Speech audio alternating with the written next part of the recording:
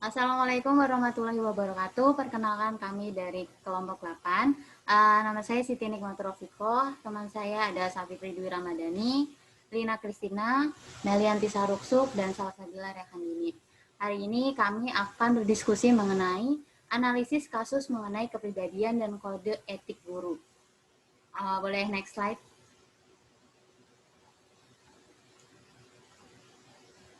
Oke. Dalam diskusi kali ini ada peraturannya di mana teman-teman boleh memberikan pendapat ketika saya setujui dan tidak diperbolehkan untuk menyanggah atau misal memotong omongan teman-teman lain saat teman-teman sedang berbicara. Di kasus yang pertama ada mengenai heboh guru cabuli siswi, PAN minta disidik DKI buat kebijakan pengawasan. Oke, teman-teman boleh memberikan pendapatnya. Kira-kira siapa yang memberikan pendapatnya pertama? Ya, saya Safitri Dwi Ramadhani akan memberikan pendapat tentang masalah ini. Ini kan kasusnya cabul itu sama aja kayak pelecehan kan. Di sini menurut saya ada 3 kompetensi yang tidak dimiliki oleh oknum guru tersebut. Yang pertama itu ada kompetensi kepribadian. Bagaimana seorang guru yang harusnya menjadi motivator bagi anak didiknya, yang harus memiliki sifat yang hampir mendekati sempurna, melakukan perbuatan tidak bermoral tersebut. Nah, yang kedua itu ada kompetensi sosial. Nah, kan kompetensi sosial itu bagaimana guru berkontribusi terhadap pendidikan. Nah, jika oknum guru tersebut aja melakukan pelecehan, berarti mereka tidak berkontribusi terhadap pendidikan. Mereka malah menghancurkan masa depan, istilahnya masa depan anak didik atau korban tersebut. Nah, orang tua juga memberikan harapan yang tinggi terhadap oknum guru tersebut untuk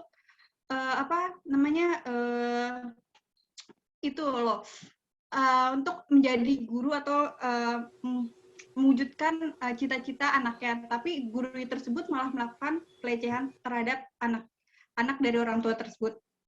Nah, yang ketiga itu ada kompetensi profesional. Nah, oknum guru tersebut bukanlah orang yang profesional. Kenapa?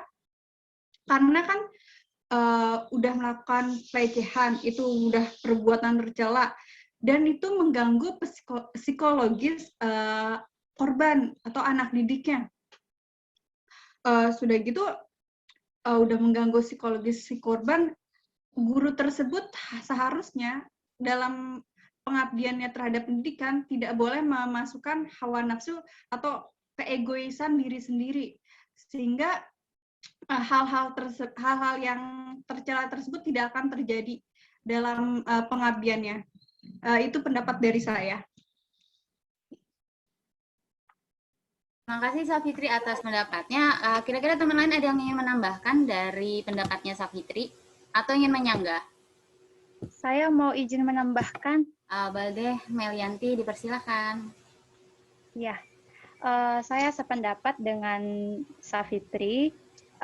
Mungkin yang saya tangkap dari kasus ini adalah saya lihat yang paling dilanggar atau pelanggaran yang paling menonjol itu adalah kompetensi kepribadian, di mana guru seharusnya itu menjadi teladan bagi siswa, terus memberikan sebagai public seseorang yang harus ditiru, digugu gitu.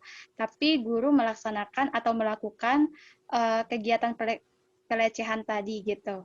Jadi hal itu salah satu kompetensi yang dicemari oleh guru tersebut.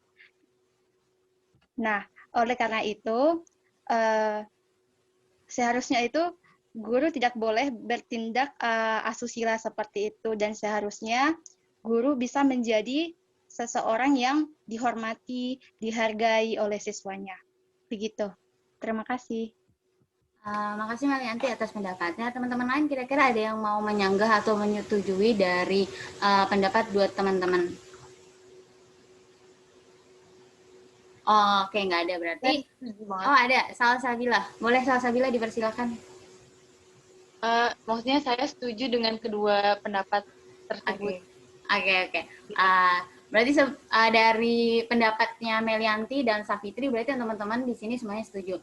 Dapat disimpulkan bahwa dari pendapat Melianti dan Safitri, tadi ada 3 poin penting yang diutarakan oleh Safitri, yaitu mengenai kompetensi yang harusnya ada di dalam diri guru, yaitu kepribadian, profesional, dan sosial. Nah, dari pendapatnya Melianti, seharusnya guru bisa menjadi contoh, dan ketika guru itu tidak bisa menjadi contoh, malah melakukan suatu hal yang berdampak buruk pada psikologi anak, maka bisa jadi guru itu gagal dalam melakukan pengabdiannya. Oke, diskusi selanjutnya ada kasus yang kedua, yaitu boleh di next.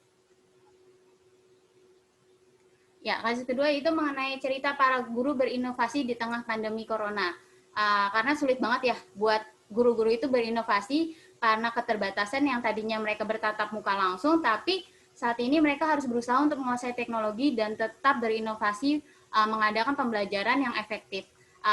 Boleh langsung dibuka untuk berpendapat, teman-teman. Siapa yang ingin berpendapat? Saya Salsabila mau berpendapat. Silakan Salsabila. Oke, jadi kalau menurut saya mengenai kasus kedua ini, guru ini benar-benar mencerminkan dari keseluruhan kompetensi yang memang harus dimiliki oleh guru. Misalnya dari segi pedagogik, guru ini mengetahui kapan dan metode apa yang paling cocok untuk digunakan ketika di tengah pandemi yang serba sulit ini. Lalu juga dari sosialnya, guru ini mampu berkontribusi dalam pengembangan dunia pendidikan. Nah, dari kedua kompetensi tersebut itu bisa mencerminkan bahwa guru ini itu adalah seorang yang profesional. Itu karena dia bisa melakukan apa yang seharusnya dilakukan sebagai seorang pendidik, dan juga artinya dia juga mencerminkan sisi kompetensi dari kepribadiannya. Kenapa? Karena guru ini juga terus memperbaiki diri atau memperbaiki kualitasnya supaya menjadi pendidik yang lebih baik. Seperti itu. Terima kasih. Ya benar banget Sabil. Saya ingin menambahkan dari pendapatnya Sabil, yaitu guru harus memastikan metode yang tepat saat melakukan pembelajaran selama corona, karena di satu sisi guru nggak bisa mengontrol nih kegiatan siswa selama di pembelajaran, karena bisa jadi ketika kita melakukan Zoom meeting atau guru melakukan Zoom meeting, ada yang tidak ditampakkan kan mukanya, dan itu kita nggak bisa kontrol dia lagi ngapain, di depannya dia lagi ada apa. Itulah bisa menyebabkan kegagalan dari pembelajaran, dan memang kita masih berusaha untuk melakukan pembelajaran seefektif mungkin melalui online dan metode-metode lain yang masih banyak guru belum bisa pahami, karena yang biasanya langsung ini tiba-tiba harus kita buat metode yang benar-benar kayak kayak harus Zoom, yang tiba-tibanya tadi guru nggak ngerti Zoom apa, terus kita dipaksa untuk buat melakukan pembelajaran melalui Zoom, dan nggak ada pelatihannya terlebih dahulu.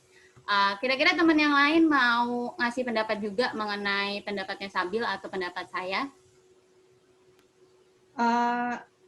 Mau nambahin aja. Oke. Bener sih, saya setuju banget sama pendapatnya Viko sama Sabil. Dimana kan saat ini harusnya guru itu berinovasi agar bisa merancang kelas sedemikian rupa sehingga anak-anaknya bisa belajar, menerima pelajaran meskipun kondisi masih saat ini masih begini ya, maksudnya belum bisa bertatap muka. Mungkin itu dari saya. Oke. Ada lain teman-teman yang lain mau ngasih pendapat? Karena nggak ada lagi yang mau ngasih pendapat, kita langsung aja ke kasus yang ketiga. Boleh di next, Safitri. Oke, kasus yang ketiga itu perjuangan guru di pelosok, garda perangi COVID-19. Ini cukup kasih tantangan banget ya buat kita, buat diskusi. Boleh siapa yang mau langsung kasih pendapatnya? Saya Lina Kristina mau berpendapat. Pada kasus ini, perjuangan guru di pelosok merupakan kompetensi sosial, dan di mana dikatakan kompetensi sosial karena guru harus memiliki kemampuan bersosialisasi dengan masyarakat. Dan di dalam kasus ini kita dapat berinovasi, berinovasi dalam rangka meningkatkan peran mereka dan meningkatkan kualitas pendidik pada umumnya. Guru yang berkompetensi sosial tercermin dalam bertindak objektif, berkomunikasi secara efektif, empatik dan santun, serta beradaptasi dan berkomunikasi dimanapun seorang guru itu berada. Cukup segitu aja sih pendapat dari saya. Terima kasih. Oke, makasih Lina atas pendapatnya. Selanjutnya, siapa lagi yang ingin berpendapat mengenai kasus yang ketiga ini? Saya mau berpendapat. Silakan Melianti Saruksu. Ya, terima kasih. Mungkin dari kasus 3 ini, kompetensi yang sangat menonjol ini yang saya dapatkan itu kompetensi profesionalitas dan kompetensi sosial. Di mana dalam segi kompetensi profesional ini, guru mampu merancang dan memanfaatkan berbagai media atau sumber belajar serta mampu melaksanakan unsur-unsur penunjang.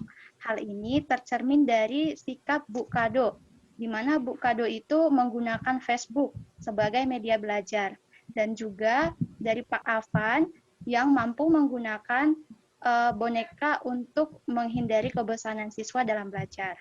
Kemudian dari kompetensi sosial, di mana guru berkontribusi terhadap pendidikan di sekolah dan di masyarakat.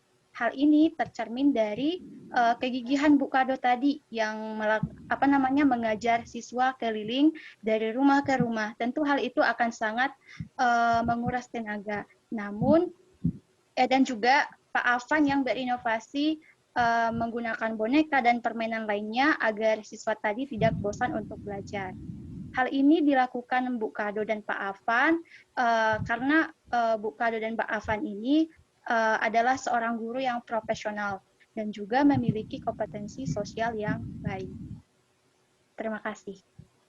Makasih Melianti atas pendapatnya. Kira-kira teman-teman yang lain ada yang mau berpendapat lagi nggak nih? Saya izin menambahkan, boleh? Boleh. Silakan Sabil. Saya sangat setuju dengan pendapat dari Melianti dan juga Lina. Saya juga mau menambahkan sedikit. Menurut saya salah satu kompetensi yang mencerminkan dari kasus ketiga ini juga ada kompetensi pedagogik. Seperti tadi disinggung oleh Melianti bahwa guru ini ada yang menggunakan Facebook dan juga ada yang menggunakan boneka sebagai media pembelajaran. Nah, itu benar-benar mencerminkan. Jadi gurunya benar-benar mengetahui berinovasi. Oh, ini ya ketika ada masa sulit ini pemberian atau pendeliveran materinya itu bisa melalui ini berarti dia paham bagaimana caranya mengajar, bagaimana metode dan kapan harus mengajarnya itu dia paham sekali, dan menurut saya itu ya ini mencerminkan kompetensi pedagogik juga. Terima kasih. Makasih Sabil. Kira-kira ada lagi yang ingin mengasih pendapat dari kasus ketiga ini? Oke, nggak ada. Berarti sebagai penutup dari pendapat dari kasus ketiga ini, sebenarnya yang paling penting adalah tentang perjuangan mereka untuk memotivasi siswa untuk tetap belajar, di mana di bagian pelosok itu kan susah sekali medianya. Mereka tidak punya internet, mereka tidak punya medianya, sampai-sampai mereka untuk pergi ke sekolah aja harus mungkin yang tadi dikatakan oleh si Melianti Saruksus benar, guru-guru datang ke rumah siswa masing-masing, bisa jadi dikarenakan mereka nggak punya media pembelajarannya, dan itu yang menjadi benar-benar perjuangan guru di pelosok untuk mendatangi siswa-siswa gitu. Dari kita udah bahas ketiga kasus ini, maka kita akhiri aja. Kesimpulan dari 3 kasus ini adalah guru itu adalah contoh pertama siswa di sekolah. Ketika gurunya mencontohkan suatu hal yang buruk, maka siswa akan menjadi buruk juga. Ketika guru mencontohkan yang baik, maka siswa akan menjadi baik. Outputnya akan langsung terdampak pada siswa tersebut. Jadi guru tidak hanya memiliki ilmu saja, ilmu pengetahuan yang mereka pelajari, tapi juga harus bisa membantu siswa atau menggiring siswa untuk menjadi manusia yang lebih baik di kemudian harinya, memotivasi siswa untuk terus belajar dimanapun keadaannya. seperti itu. Semoga diskusi panel kita pada hari ini bisa menjadi insight buat teman-teman yang nonton, dan terima kasih untuk teman-teman yang udah nonton. Kurang lebihnya mohon maaf. Wassalamualaikum warahmatullahi wabarakatuh.